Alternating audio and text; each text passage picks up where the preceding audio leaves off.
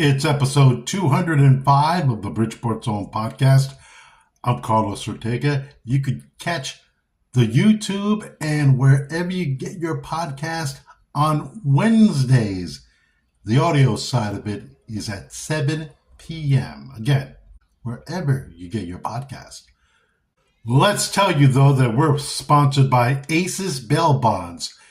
They're at a new location, 1173 North Avenue, Bridgeport. Call 203-366-4817 or the toll-free number 866-777-BOND, 866-777-2663, or go to their website. It's acesbailbondsct.com. And the Retro Spin Shop, 446 Main Street in Monroe. Go see Ron Webb's all those goodies he has. 45s, 33s, 78s, CDs, laser discs, toys, VHS tapes. Remember those? He has them. The Retro Spin Shop, 446 Main Street, Monroe. Now, this past week in the city of Bridgeport, they passed a budget for the Board of Education.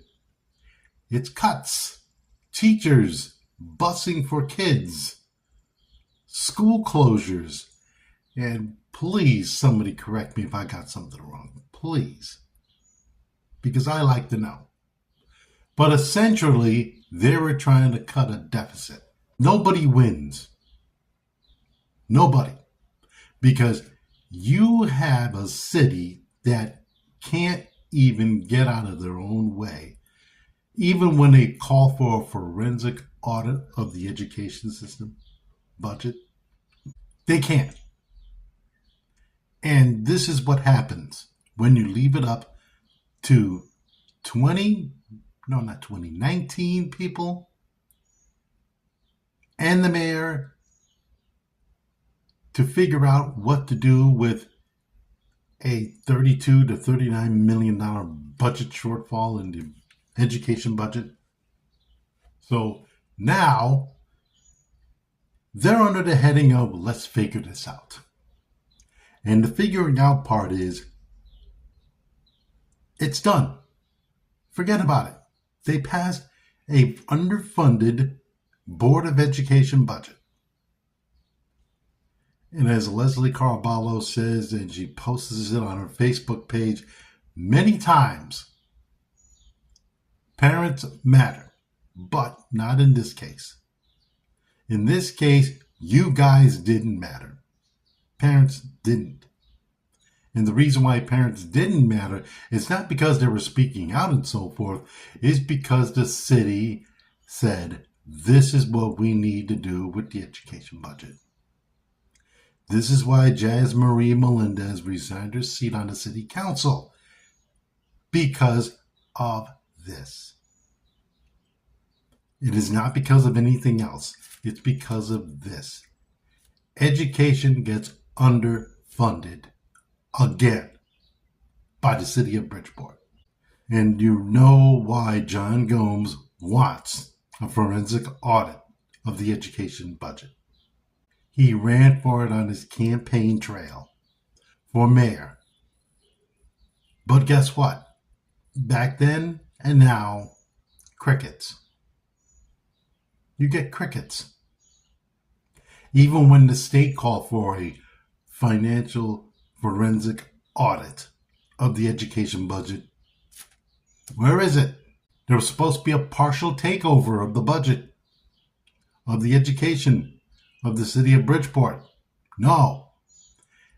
Whatever oversight that they're doing, it really hasn't done them any good. And the sad part about it is the state of Connecticut, just like the city of Bridgeport, let us down. They let us down big time. And what are we to do? Plenty of options. You could protest. How far will that get you? There will be, what do they call, there's something out there that you can do. You can. It's within your power. Joe Socolo did it. Went to to City Council and City Hall and spoke. Gave him a minute and 23 seconds to respond to whatever he had to say. And guess what? He got crickets. Or better yet, you all got crickets. Now again, I'll say it again. I don't have kids. I don't have a dog in this fight. Honestly, I would like to see something done with the budget for education, but that is just not happening. And the reason why it's not happening is because the people that, yes, you elected is not important, I should say.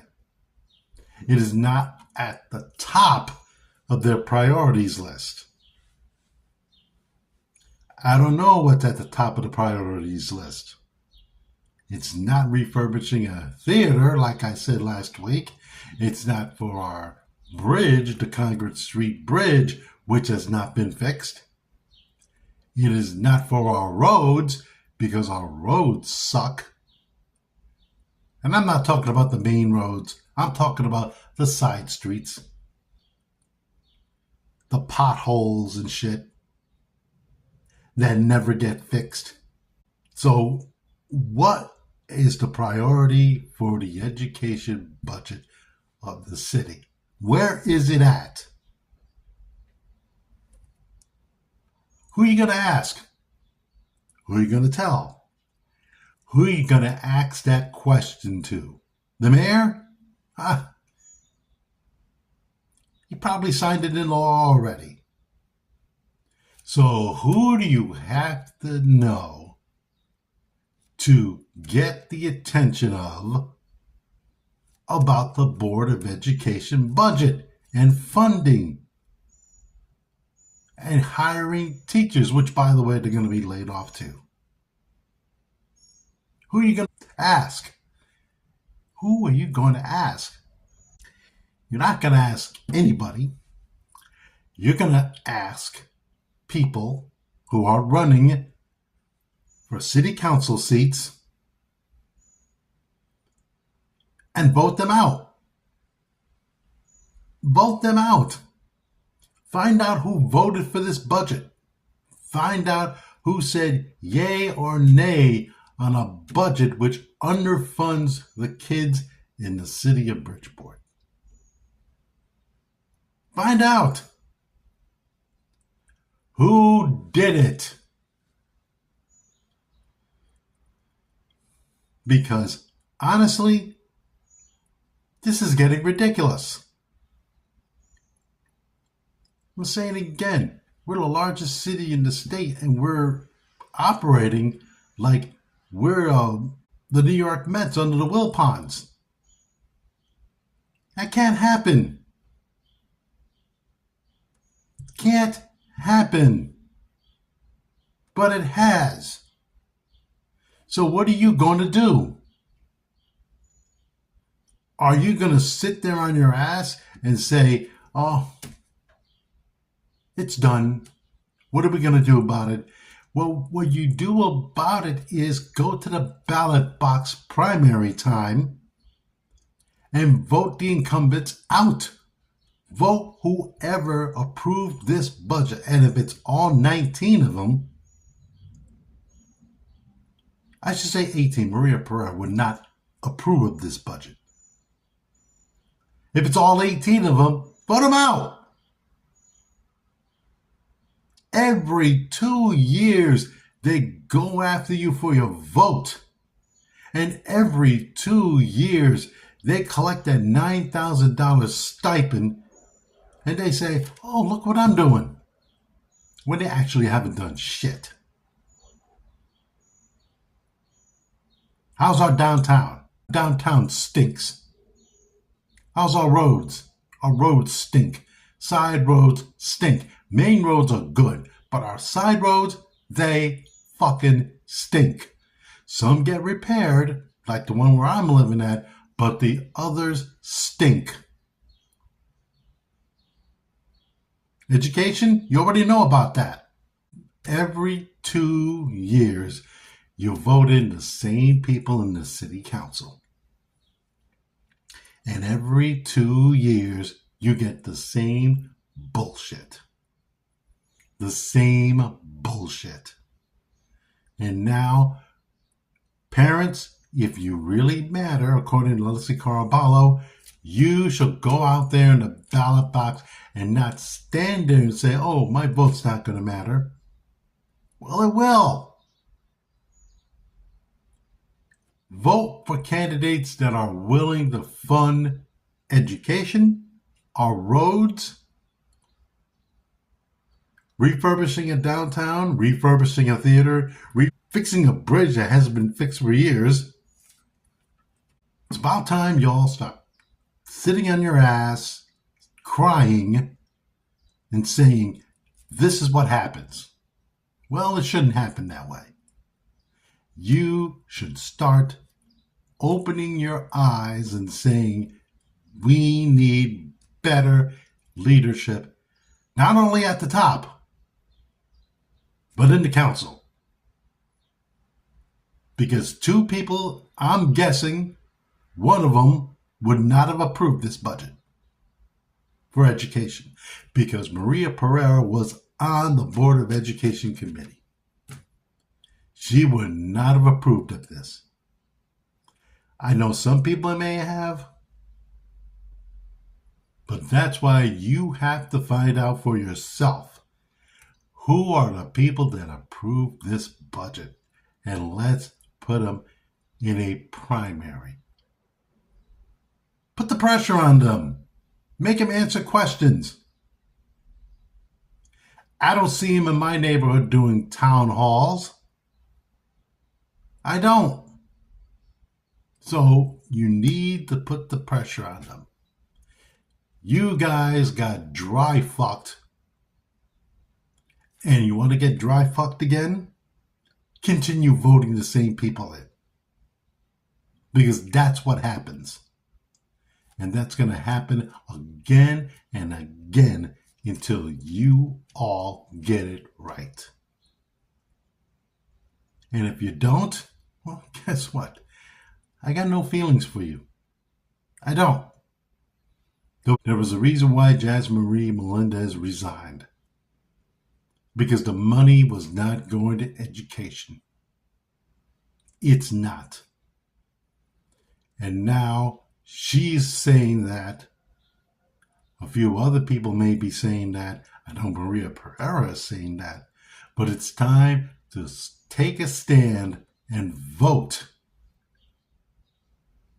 Make your loud voice heard primary day and election day.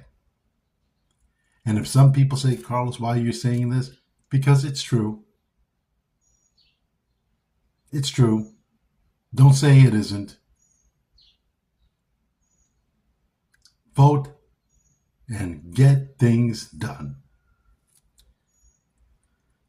How about the other things that are budgetarily we couldn't handle? You know, there are some things in the budget that we can handle, and there's some things in the budget that nobody wants to handle. I'll talk about that after this. I've said this many times. Too many times that I said it recently. About 5-10 minutes ago. Less than that. Why are our roads like a third world country? Why? Our side roads stink.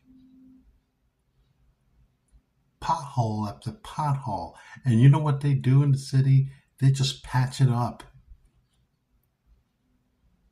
They put a little pavement on it, or whatever you call that shit. They don't have the time to repave the streets. What happened to that bipartisan infrastructure package that Joe Biden passed? You didn't get enough money for that to fix our roads, city of Bridgeport? What'd you do with it? It's kind of fucked up if you didn't fix all our roads. Well, we had other things to do. No, I'm sorry. It's for our roads. You should know that. It's not for anything else. It's our roads. It's not to fund the police more and more. And believe me, the police officers these days are looking like a militia instead of police officers. So they don't need more money. And I also found out through an independent audit that the city of Bridgeport has enough police officers in their ranks. They have enough people. So you don't need more money. What do you need more money for? Again, this goes under the heading of who is counting the money?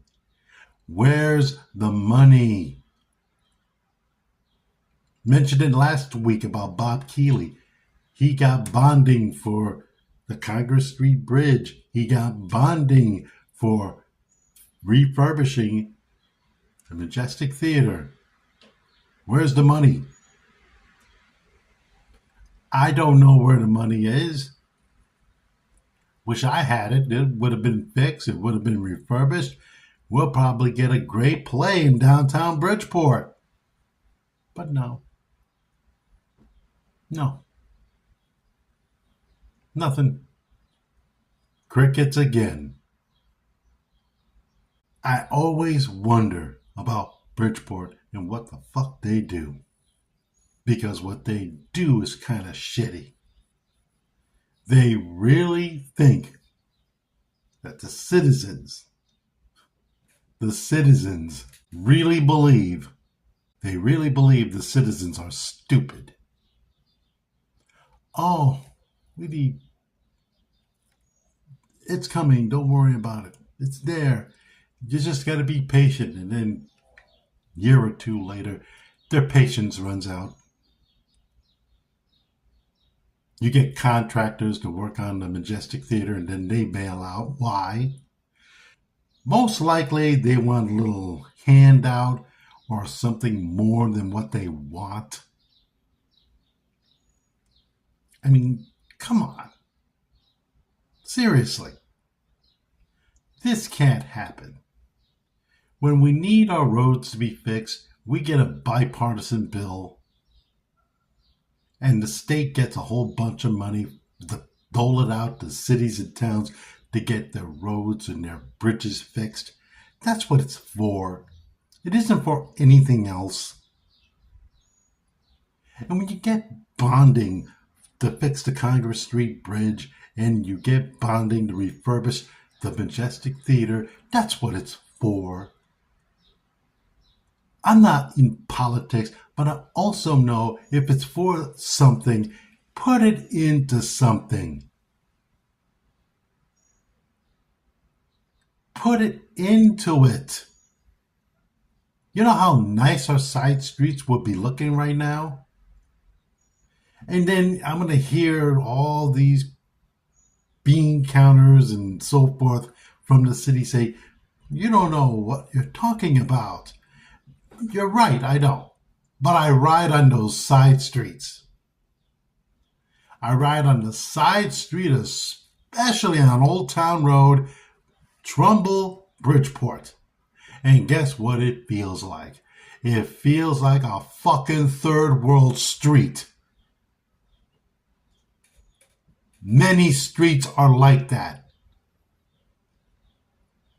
They're touched up. They don't need touching up. They need to be repaved. And if you're too lazy to repave it, well, maybe you could get somebody that will. When you get bond money to fix something like the Congress Street Bridge, which has been untouched for more than 30 years, you get that bridge fixed. And when you get money to refurbish the Majestic Theater instead of getting contractors to do nothing but shit and let the fucking thing collect dust, that's what it's there for. The bond money. Like I said last week in my final thoughts, I don't know who does shit in Bridgeport. But when it comes to getting money from the federal government, from the state, where does it go? Where does it go? Somebody tell me. Because I don't know. I don't know where it goes to. Somebody might know where it goes to. But nobody does. Everybody has their mouth closed and their ears shut. Their eyes are not wide open. They're not right. They're not wise to the shit that goes on. They let it go. I trust the mayor.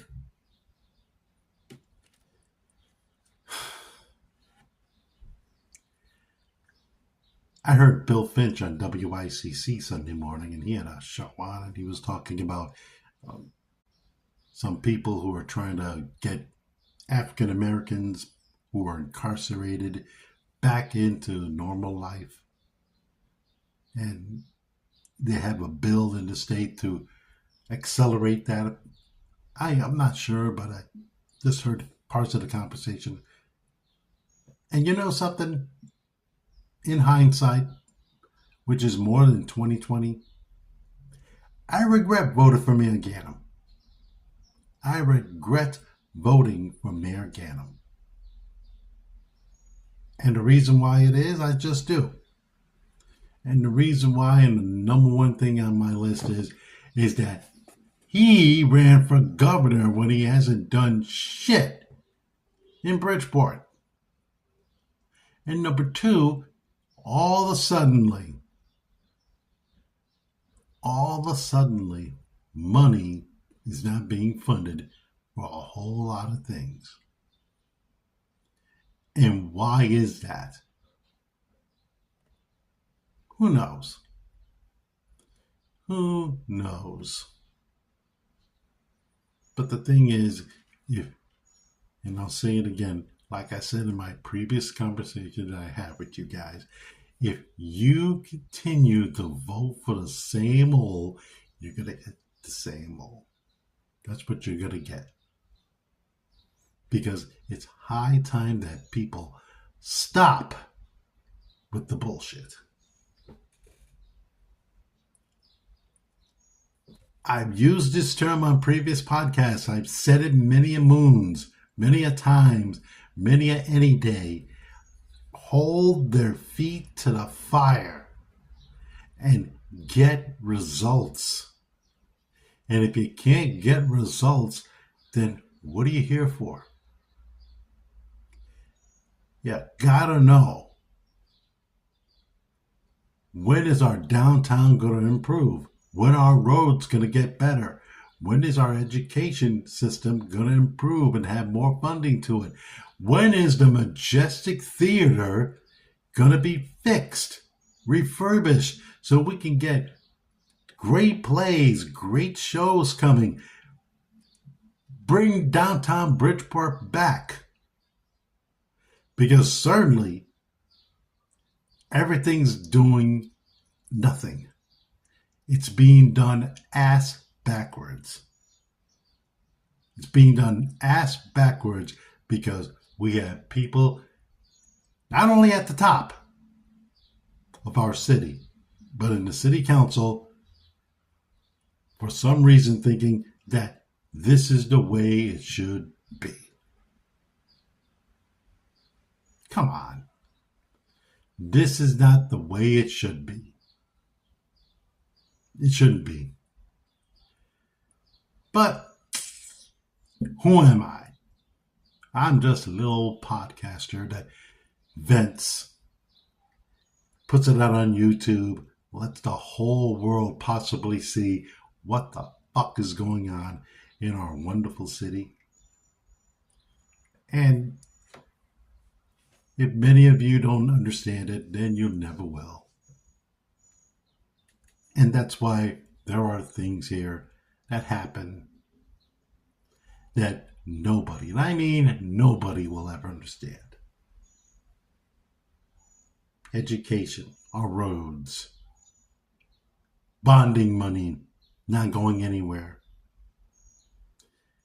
This is why people live in Bridgeport. They don't live for shit.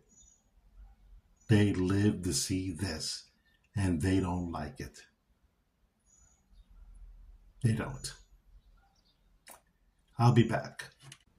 Wendell Pierce made a quote that was turned into a Facebook posting, and it's about rounding up individuals, Latinos, blacks, by ICE. And he made, I think, an outstanding point about rounding people up, blacks and Latinos, shipping back to wherever they're from. And the point is, how about rounding up the white people? He's not saying this about being racist and so forth. He's saying this because, yes, we do get white people. They fly in, they get on the plane, they do their thing, they come to visit, they get a visa, however they want to get it. But many of them who are here, either legally or illegally, they do crime too. Where's the wound up there? Where is it? How come they're not getting rounded up and being sent back to whatever prison that they're going to be in, probably in El Salvador? Anybody who's white, they're criminals too. They've done some nasty things.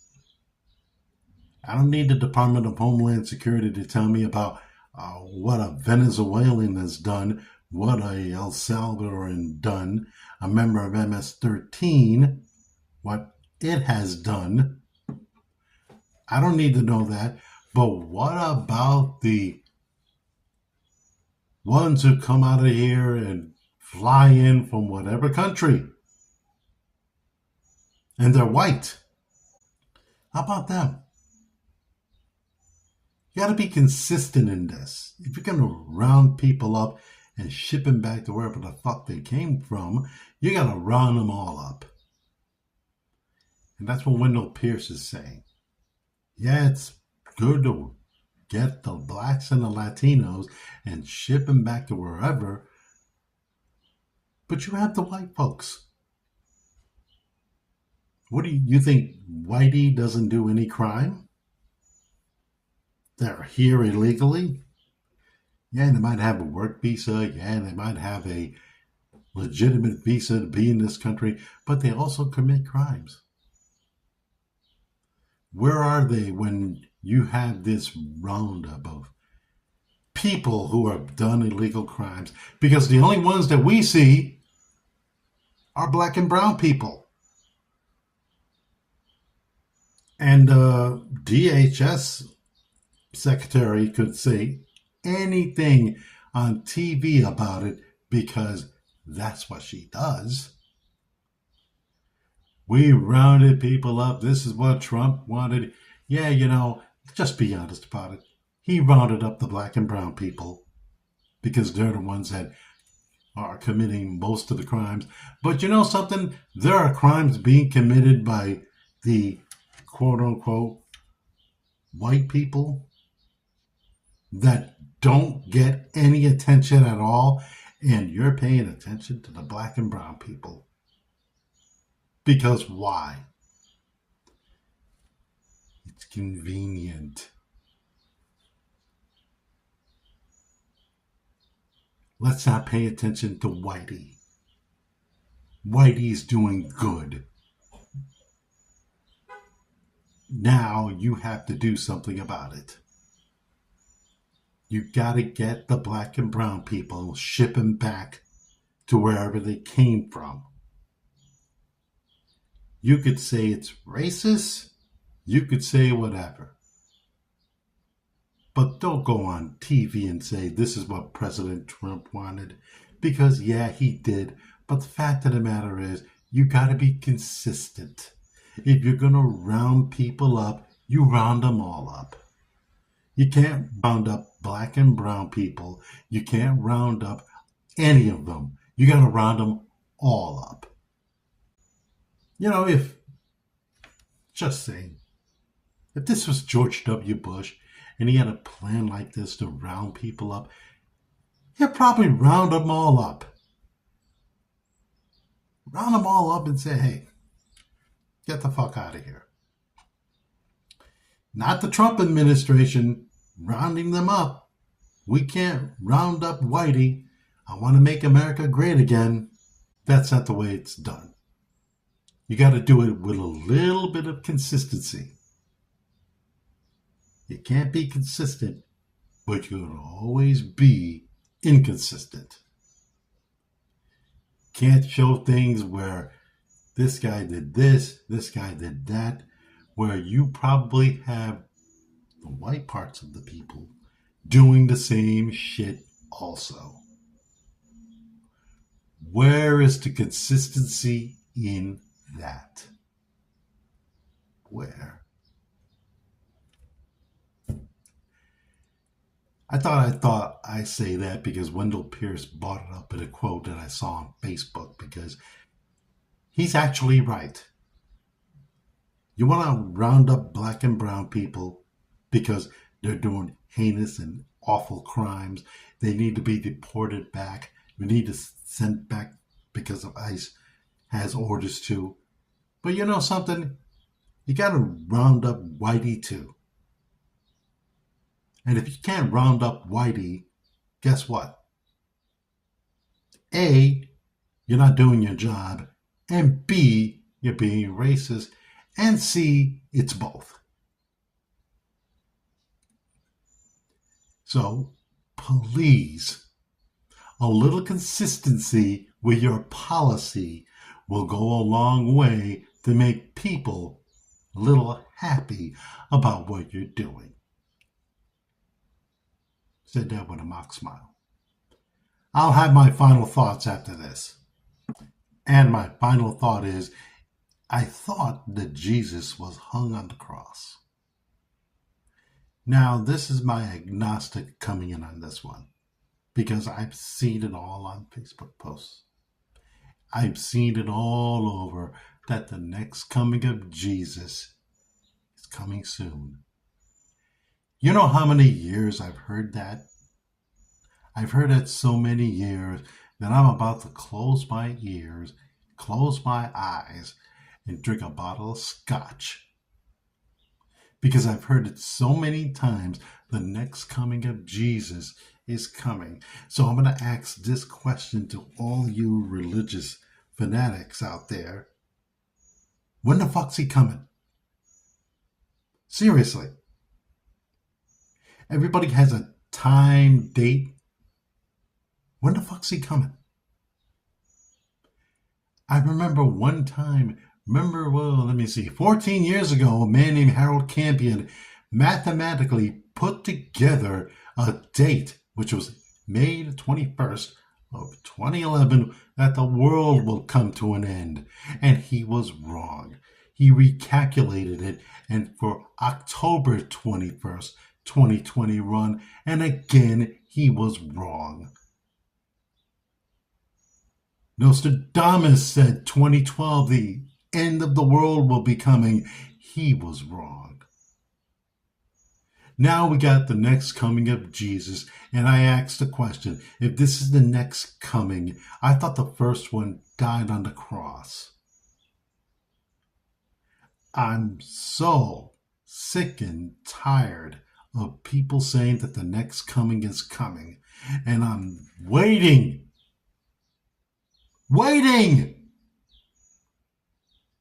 I've been waiting for years because I got a few questions to ask him. Like, if you're the next coming and you're here and you've been here for the longest time, why have all this shit happened in the world? Why? Wars, terrorist attacks, all of the above, anything that's happened in the world, where were you, Mr. Next Coming? I hear it during Easter. Jesus has risen. He's risen every single year. Where is he? Where is her? Where in the hell is it? And I don't want to hear, oh, you got to trust the Bible. Two of the most pieces of literature that have been misinterpreted in the world are the Second Amendment and the Bible. And the Bible's mainly been misinterpreted by anybody. And it's been misinterpreted for their own reasons. And you know something? When it gets misinterpreted, that is what makes a person like me, once a Catholic, say, I'm out. I am totally out because I keep hearing this shit over and over again. The same shit over and over again. The next coming, Jesus is risen. And everybody's going to go to the old Bible and tell me this is what's going to happen. I think there comes a point in time, as far as I'm concerned, that either you give us a date or please stop telling us about this, because I'm tired of it. I really am. I understand people that go to church, they go to church to pray and so forth, and pray for the next coming. But the bottom line is, I've been hearing this for years. For the first 18 years of my childhood, and then the rest of my adult life. Please. I'm not going to be the one to tell you and say, hey, the next coming is here. Great. I have some questions to ask him or her. But I just don't understand when you ask them and you tell them when is that day coming? Someone said to me, anytime. I look at my watch and I say, oh, okay. Nothing's happened yet. I'm not trying to be funny either. Many people push their religious beliefs on other people because it's convenient for them. They do it because they want people to believe what they want them to believe. But the one thing they never answered, is why do we have all these evangelical TV evangelists on TV begging for money? Never an answer for that. Crickets. Just plain old crickets. And I don't know why, but I do know this. I'm very happy to be an agnostic because it tells me one thing. I do agree that there's a God, but I do believe that there is a God that's not going to tell me any bullshit. Wednesday, the video, and at 7 p.m., the audio of episode 205 of the Bridgeport's Own podcast. See you later.